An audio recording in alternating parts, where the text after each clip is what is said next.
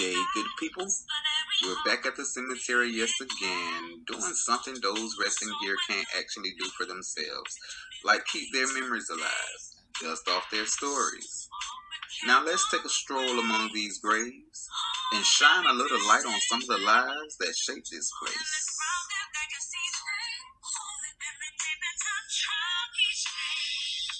This 10-acre property has been used as a burial ground since the mid-1800s and is a private cemetery with burial there by membership only. In addition to the marked named graves, there are several grave sites marked only with a cross, and countless others marked only with a rock or nothing at all. The oldest known marked grave belongs to 10-year-old Louisa Eugenia Evans, born 1842, died October 18, 1852. We will never know for certain whom all is buried on this property, as there is no records kept. Ironically, Harmon Crum II, who is the said namesake of the cemetery, never owned this property. He did, however, own the property around the cemetery. Historical documents and land deeds dated 1895 show that the 10-acre property was originally owned by the Florida Central and Pennsylvania Railroad Company.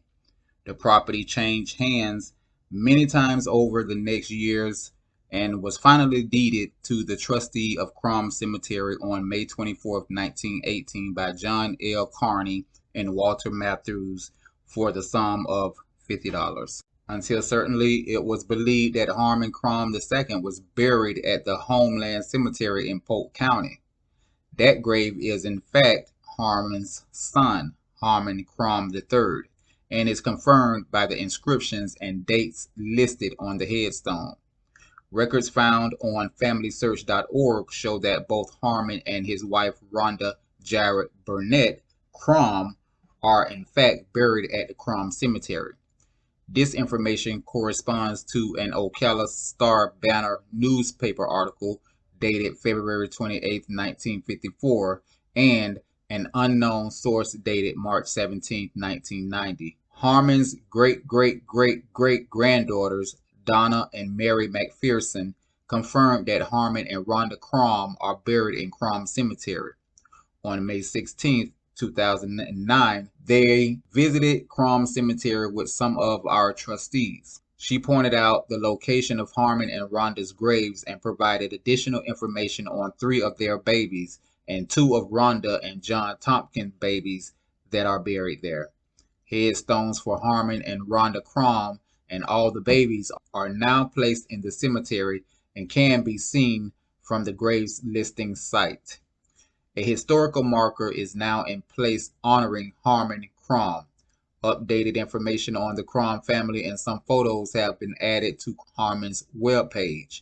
According to local history, there was a small stone building located on the extreme southwest corner of the property.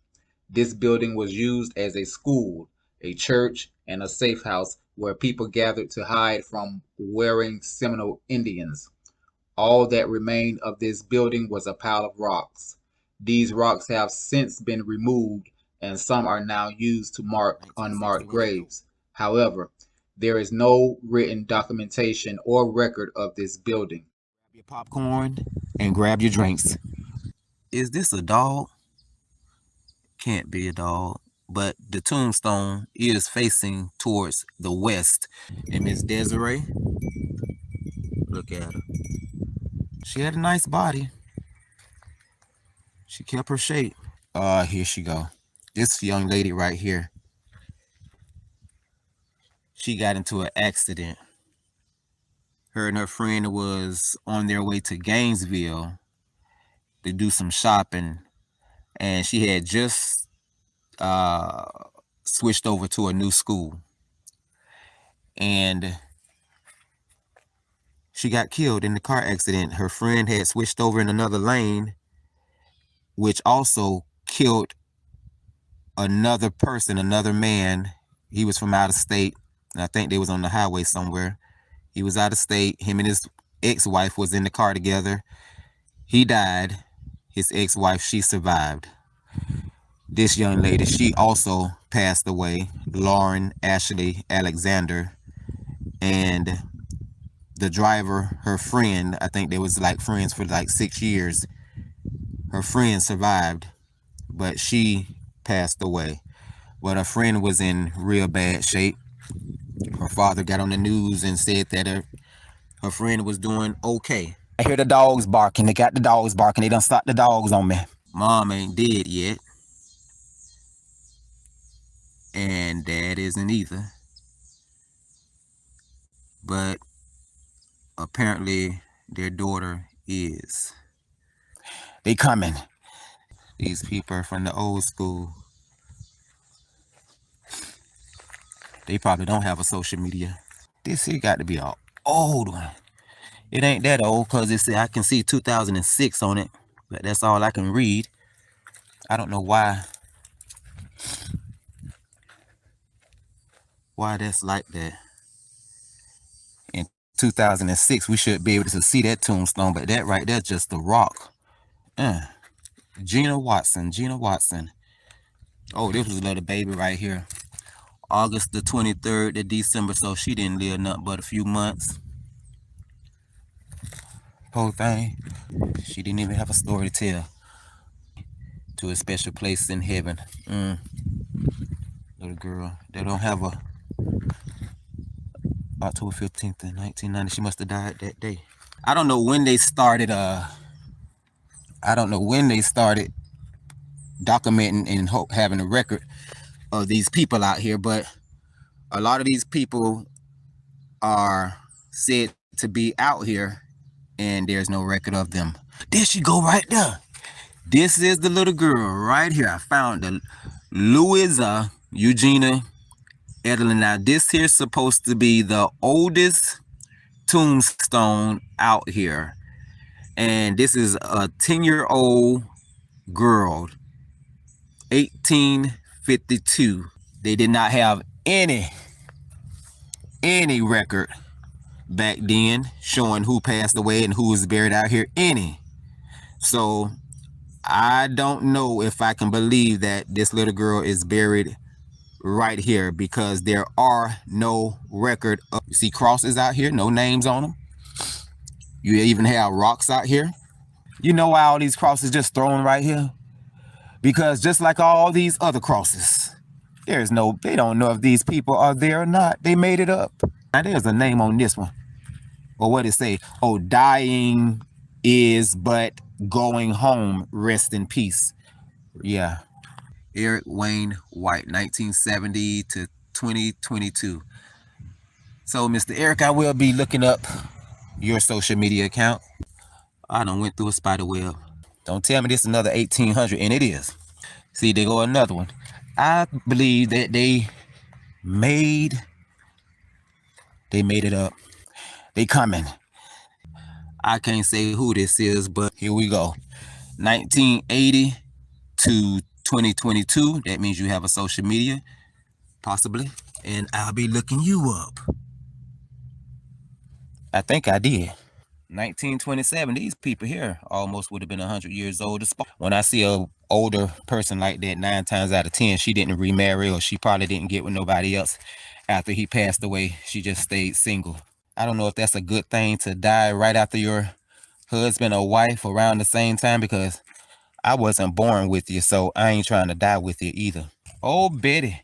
Look at Betty. Miss Betty Neuter. Betty Neuter also has a membership out here, or she was either voted in.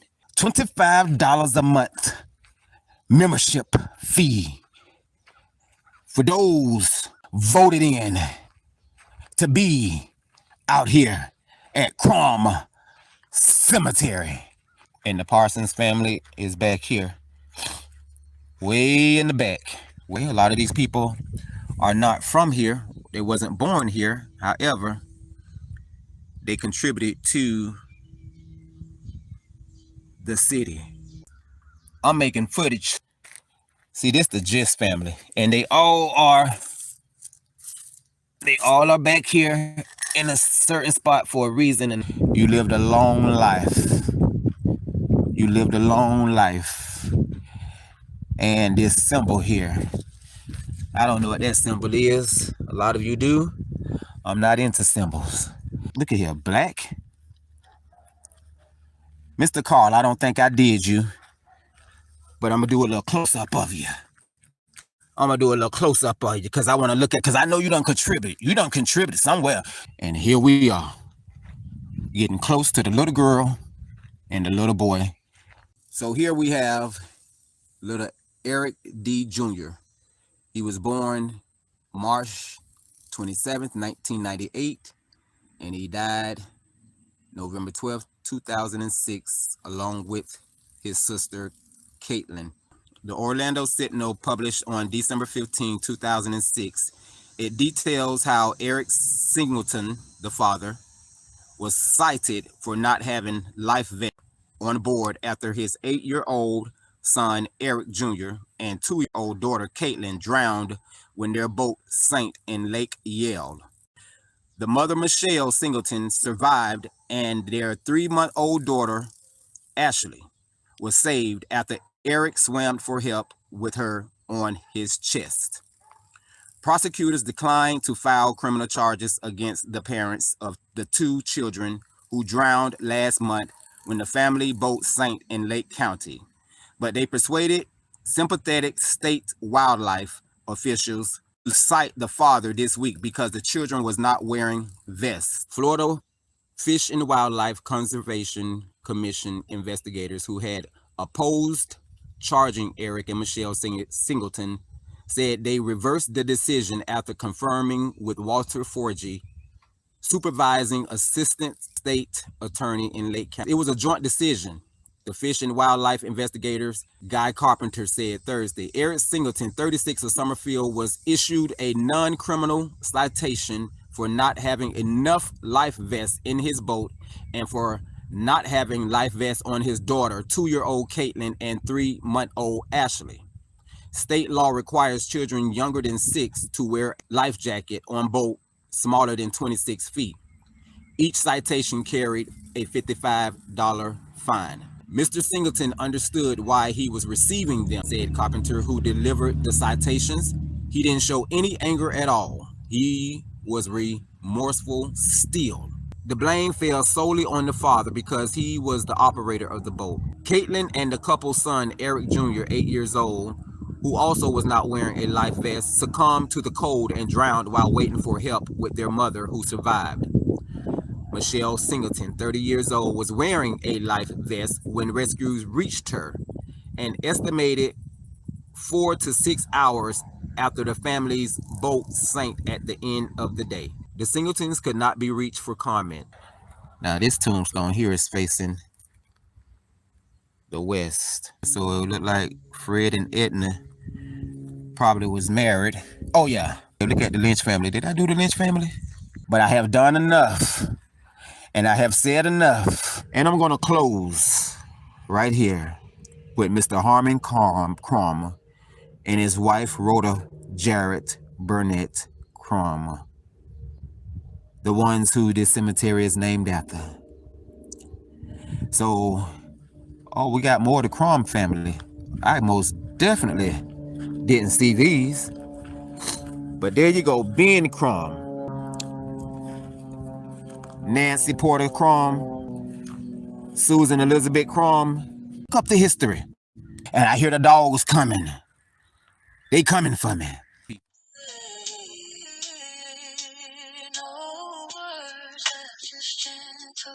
I truly can't thank you enough for taking time out of your life to watch what I created.